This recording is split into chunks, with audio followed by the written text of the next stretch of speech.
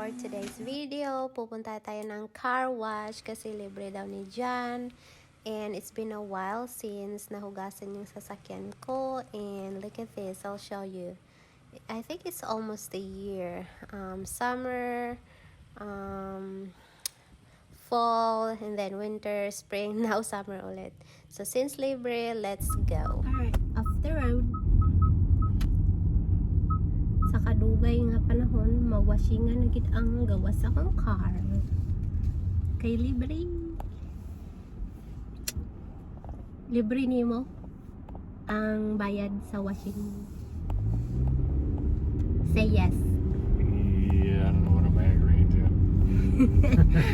I said you're paying for the car wash. Yes. Yes. And you say, oh, lagi. Ah, lagi. Oh, lagi. Sige. Sige. So is today a good day, Dad? Yeah, every day is a good day. Every day is a good day. So ayan, it's very nice day and we are 15 minutes away from our home. And ayan, nai-enjoy lang natin yung sunroof ko if nandito si Jan. So you have to pay first and then it will give you direction. You have to go in and then it will first blower yung sa ilalim and then you have to drive in sa inside. That's when it start. I love it kasi hindi ba gagasgas yung sasakyan mo. Touchless talaga siya pero yung pressure sobrang sobrang lakas. So, talagang malilinis yung sasakyan mo.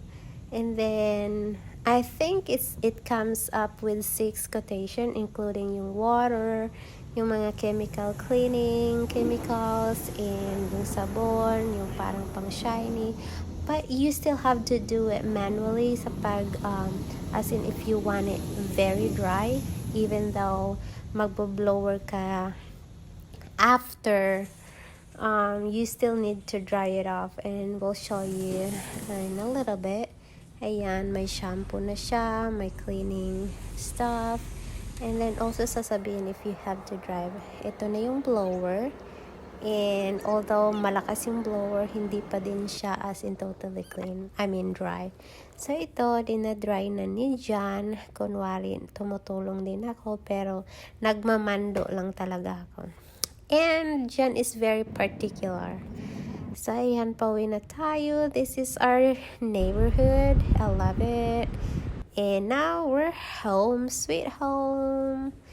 And, papasok lang ni Jan yung car ko. Kailangan niyang lumabas kasi. So, we have a space to clean up. And, Jan will detail it. Ayan, sobrang meticuloso ni Jan when it comes to detailing cars. So, ayan. I'm trying to help him. Tapos, sabi niya, you do the window lang kasi yun lang gusto niyang gawin ko. And the rest, siya na yung gumawa. We also have our own cleaning stuff and detailing materials and chemicals. Jan has everything. I think it's very important that you have to do your own detailing because I just don't trust na pupunta pa dun sa car wash tas gagasgasan lang yung car mo.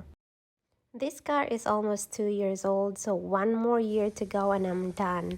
But look at this, looks brand new. And Jan always remind me to take care of my car like I took good care of my shoes collections. And so look at that, it looks fresh, brand new, thanks to Jan. So that's it. Thank you for watching, and that's it for today's video. And you can also check out my YouTube short. You can leave comment if you like, and that's it. I'm so thankful for today na freshen up na yung car ko. And until then, I will see you in my next video. Bye!